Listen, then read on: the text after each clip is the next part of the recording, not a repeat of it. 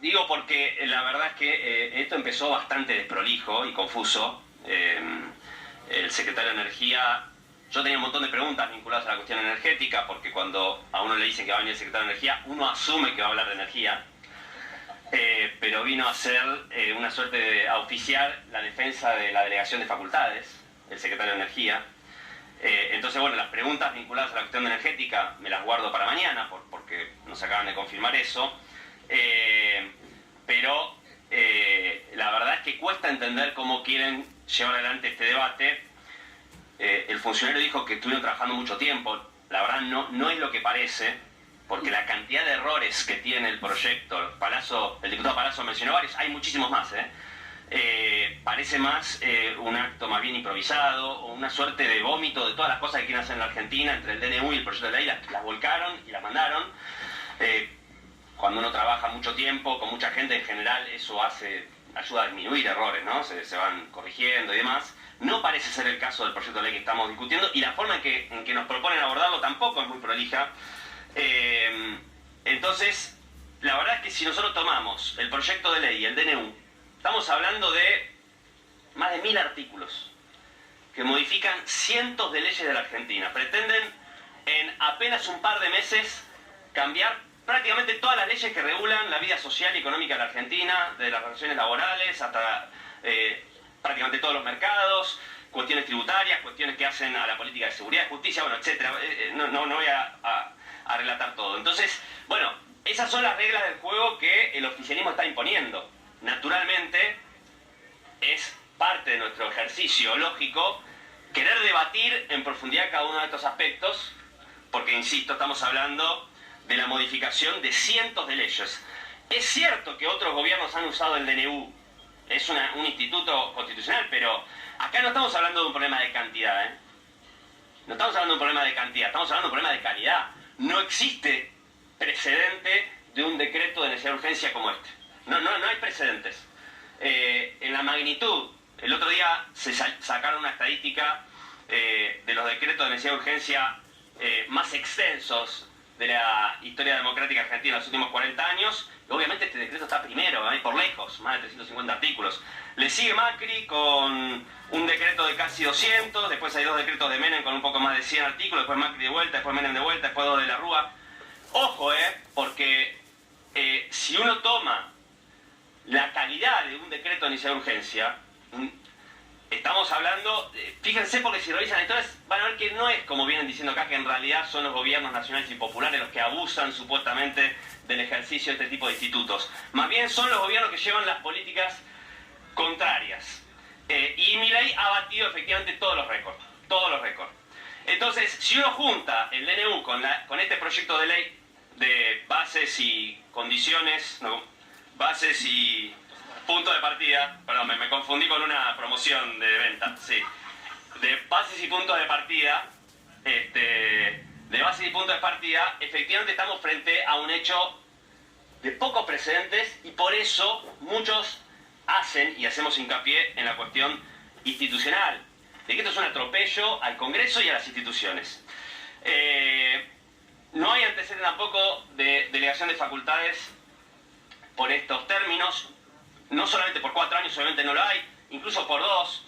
El funcionario dijo que en realidad sería 1 más 1, bueno, 1 más 1 es 2. Si es una delegación de facultades por 1 año y prorrogar por 1 año, es lo mismo que poner una delegación por 2 años. Y yo iba a leer lo mismo que leyó el diputado Ferraro, aprovechando que está el doctor Barra, no lo voy a volver a leer porque lo leyó él, que es esta entrevista que dio en el diario Clarín, donde habla de que la urgencia puede tener un fundamento político. Una urgencia política está dada porque el Poder Ejecutivo está en una situación de minoría política en el Parlamento, que es una innovación también. La pregunta sería entonces, ¿por qué no pusieron como fundamento de la emergencia también un título que diga emergencia política? O sea, pusieron un montón de títulos de emergencia, podrían poner emergencia política, que es, como estamos en minoría, tenemos pocos diputados, entonces necesitamos facultades extraordinarias. Es un concepto de la democracia bastante original, ¿no? Es curioso, porque en la misma nota de Clarín que leyó el diputado Ferraro, en la entrevista al doctor Barra, vieron que Milei se considera una suerte de heredero de Alberti, ¿no? Y hace hincapié permanentemente en la Constitución de 1853. Y el doctor Barra dice que su prócer trayecto es Rosas. y el artículo de la Constitución contra la suma del poder público de Alberdi. Entonces a mí me gustaría entender, porque como estamos discutiendo la suma del poder público, si estamos frente a una filosofía política alberdiana o rosista, porque la verdad que no queda muy claro cuál es el fundamento, claro, exacto. Alberdi, claro, exacto, sí, a eso me refería. Es confuso, dado que hemos asistido a una suerte de clase de filosofía política, por ahí lo pueden aclarar.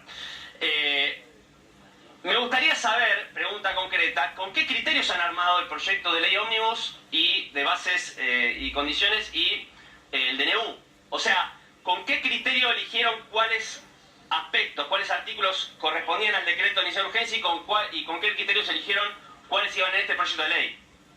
Porque uno lee las dos cosas y no se entiende cuál es el criterio lógico con el cual se ordenó en uno los artículos que están en el DNU y en otro los de la ley ómnibus.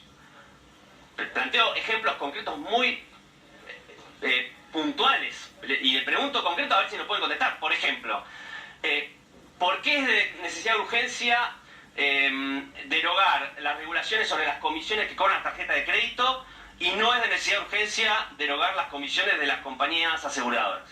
Por ejemplo, concreto, ¿por qué? ¿Cuál es el fundamento? ¿Cuál es la metodología que utilizaron para diseñar estos dos institutos, el DNU y la ley ómnibus, y cómo lo ordenaron? Porque la verdad es que no se entiende. No se entiende, insisto, parece que vomitaron 1000 y pico de artículos, después los distribuyeron caprichosamente entre el decreto de necesidad de urgencia y la ley ómnibus y los mandaron.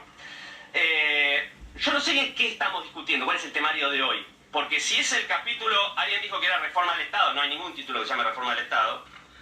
Está el título de reorganización administrativa. Sí, reorganización administrativa. No sé si estamos discutiendo ese título, porque varias preguntas estuvieron relacionadas con eso. Bueno, hay un montón de temas ahí interesantes para preguntar. A mí me interesa saber, por ejemplo, las razones de la modificación de la ley de administración financiera.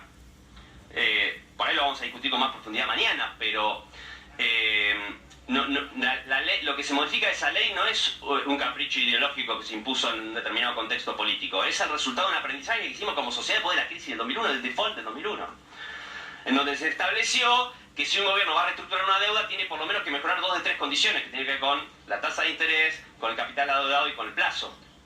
Y eso se deroga y entonces y también se deroga el límite, se deroga la necesidad que pase por el Congreso y además se deroga una ley que habíamos puesto hace poquito, que es un límite al monto o al porcentaje en moneda extranjera en el que se puede endeudar el Poder Ejecutivo. Ahora, ¿por qué hacen esto? ¿Cuál es el objetivo? Si esto lo escribió Sturzenegger, que es el mismo autor del megacanje, por el cual aprendimos que no había que hacer esto y ahora estamos... Entonces quiero saber, ¿esto es una amnistía para Sturzenegger?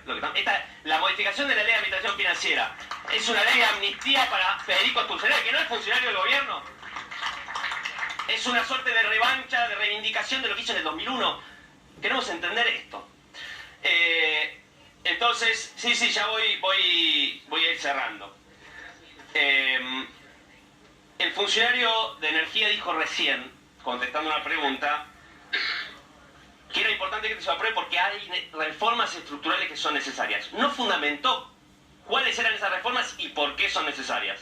Simplemente repiten, hay reformas que son necesarias, entonces necesitamos que aprueben la ley. Me gustaría alguna precisión.